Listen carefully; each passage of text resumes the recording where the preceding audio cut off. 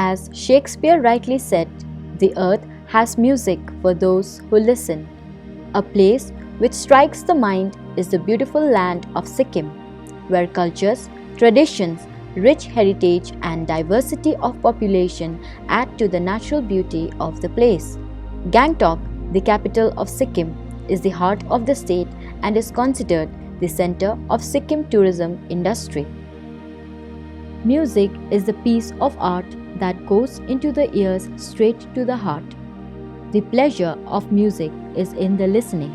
The pleasure of dancing is in watching that music take a bodily shape and express its meaning in a visual experience. The truest beauty and richness of Sikkim's culture can be seen in its dance and music. It is also a center for Western-style music. Sikkim, however, has various unique musical instruments. One such conventional instrument is the Sarangi. Sarangi, also called saran or saranga, is a short-necked fiddle used throughout South Asia, particularly for folk and classical Hindustani music. The Nepali Sarangi is commonly played by the people of Gandarbha or Gaine caste who sing narrative tales and folk song. In the modern era, it can be seen that the Gaines are losing their relevance and hence they are seen migrating to the cities hoping to make money by playing tunes for the tourists. नमस्कार म होमबहादुर गन्धर्व एउटा सारङ्गीको उदाहरण दिन गइरहेको छु यसलाई चाहिँ डल्लै भन्नुपर्दा सारङ्गी भनिन्छ यो सारङ्गी चाहिँ उहिले सृष्टिमा एउटा घोडाको शरीर हेरेर आविष्कार गरिएको भन्ने उदाहरण पाइन्छ हो त्यही भएर सारङ्गीको यो जुन सानो एउटा काठ हुन्छ यो काठलाई चाहिँ घोडी भनिन्छ यसलाई मुर्रा भनिन्छ अन्त यसलाई सुन्दरी भनिन्छ अन्त जुन यो सारङ्गी बजाउने धनु भनिन्छ यसमा पनि घोडाको पुच्छर अर्थात् कपालबाट बनेको हुन्छ हो त्यही भएर सारङ्गीको आविष्कार त्यो घोडाको स्वरूप हेरेर भन्ने गरेको हुन्छ. He started playing sarangi when he was just 6 years old, and it has been 25 years now that he has been engaged in this profession. His entire family is dependent on him for the everyday needs, and so he supports his family by playing sarangi in the streets of Sikkim. सन्तोष गन्धर्व जुन अब युट्युबमा तपाईहरु देख्नु भएको छ र viral बुवाई भन्ने हैन उ चाहिँ अब मेरो चाहिँ साकै भानिजो रम्फू बस्छन् उ चाहिँ उसको अब घरै रम्फू नै छ अन्त उलाई चाहिँ अब उले सारङ्गी बजार उरामा सँगै पनि गर्थ्यौं सन्तोष र म होटलतिर भयो स्टेजतिर सँगै गर्थ्यौं अन्त एक दिन चाहिँ एकजना भाइले चाहिँ सन्तोषको चाहिँ अब सारङ्गी बजाउँदै गरेको चाहिँ एउटा म्युजिक भिडियो हाल्दिनु भएछ युट्युबमा त्यो बलिउडको म्युजिशियन प्रीतम दाले चाहिँ उहाँको गीतलाई चाहिँ भान्जाको गीतलाई सारै मन पराएर मुम्बईसम्म आउने यसो निम्त दिनुभएको थियो. Struggles are a part of every success story. Similarly, Santosh Gandharva has gone through his part of struggles which has molded him to pursue his musical career.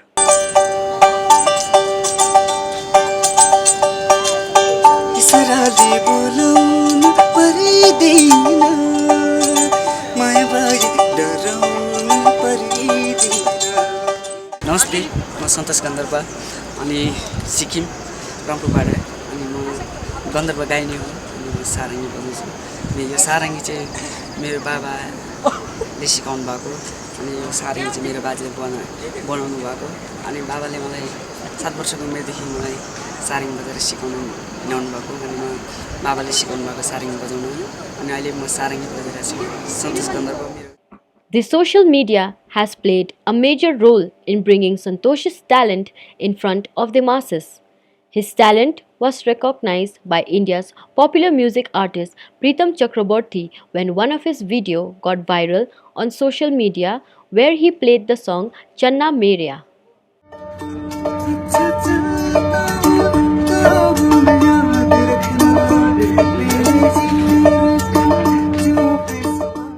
Mumbai पुगेर मेरो प्रीतम सरलाई भेटेर अनि उहाँले भन्नुभयो उहाँलाई मैले गीत पनि सुनाएँ उहाँको स्टुडियोमा मैले सारङ्गी पनि बजाएँ नयाँ गीतहरू आउने गीतहरूमा मैले 4टा गीतमा ट्र्याक म्युजिकहरू पनि बजाएँ अनि उहाँले भन्नुभयो अहिले ठिकै छ यतिकोमा अब बहुत सिक्नु छ अगाडि जानु छ The renowned music artist Preetam was, however, astonished by the distinctive tune of the Nepali Sarangi.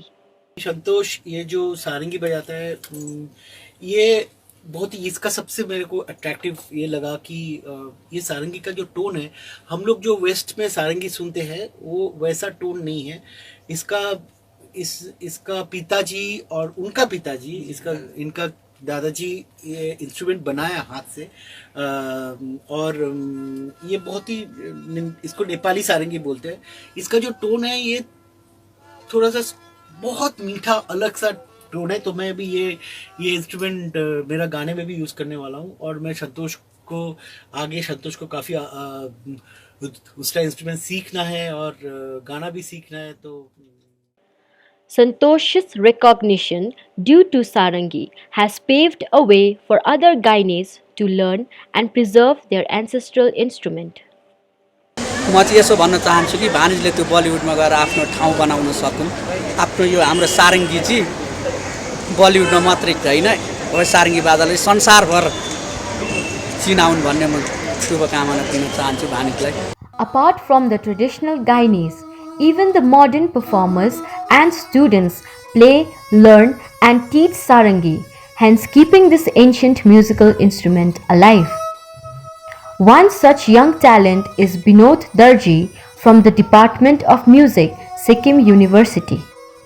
म चाहिँ सारङ्गीलाई चोज गरेँ हुनु त त्यति बेला धेरैवटा इन्स्ट्रुमेन्ट थियो मैले जे चुज गर्दा पनि हुन्थ्यो तर सारङ्गीलाई चुज गरेँ किनभने सारङ्गी भनेको चाहिँ नेपालीहरूको एकदमै लोकप्रिय बाजा हो अन्त अब सारङ्गीको धुनले नै अब मान्छेहरूलाई चाहिँ उयो नेपालीको आफ्नो अस्तित्व याद हुन्छ Binod has always been an active participant when it comes to showcase his talent in playing Sarangi. He has performed in many of his university events. His music interest is not only restricted to Sarangi, but he also learns and plays tabla.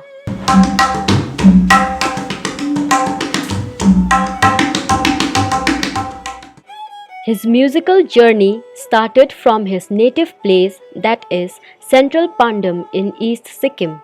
While he was pursuing his higher secondary education, the government launched a scheme named Guru Shishya Parampara, which was initiated in the Central Pandam Club. Earlier, he used to play tabla, but gradually his love for his primitive folk instrument persuaded him to learn Sarangi.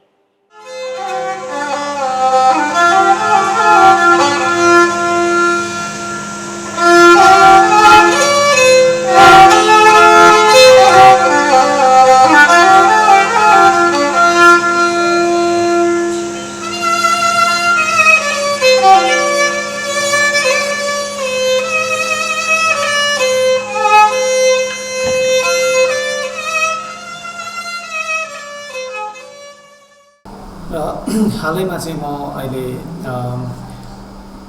एउटा ब्यान्डसँग बजाउँदैछु भाइब्ससँग अन्त र म साथसाथै कति cultural प्रोग्राम्सहरू पनि गर्छु र मैले साथसाथै टेक्निकल कुराहरू पनि सिक्दैछु र अन्त्यमा चाहिँ म तपाईँहरूलाई सबैजना अहिलेको जेनेरेसनको भाइ बहिनीहरूलाई यो मेसेज दिन चाहन्छु कि अब हाम्रो भाषा संस्कृति नै हाम्रो चिनारी हो र हाम्रो भाषा संस्कृतिमा हाम्रो नेपाली सङ्गीतको एउटा मेन बाजा सारङ्गी यो लोप हुँदै जाँदैछ र यो लोप हुँदै गएको बाजालाई चाहिँ हामीले जोगाएर राख्नुपर्छ र आउँदो दिनमा हाम्रो अहिलेको जेनेरेसनको भाइ बहिनीहरूले पनि यसमा इनिसिएटिभहरू लिनुपर्छ अहिले सिक्किममा त कोही पनि छैन लोकलमा सायद मलाई याद भएको चाहिँ म मात्रै हो बजाउने र लोकलमा अरूहरूले पनि अब अगाडि आएर सिक्नु पर्छ जसलाई इन्ट्रेस्ट छ अन्त यदि हामीले यो सारङ्गीलाई आफ्नो प्रोफेसन बनाएर लिएर अगाडि गयो भने फ्युचरमा धेरै कुराहरू पनि छ हामीले धेरै कुराहरू गर्न सक्छ अन्त यस्तै प्रकारले हाम्रो यो बाजाहरू संरक्षण हुन सक्छ भन्ने मेरो आशा छ The Sarangi is a survivor from a time when music spoke more directly to people through emotions to a more technically advanced instrument. But overall, the Sarangi will always remain an integral part of Nepali music and culture.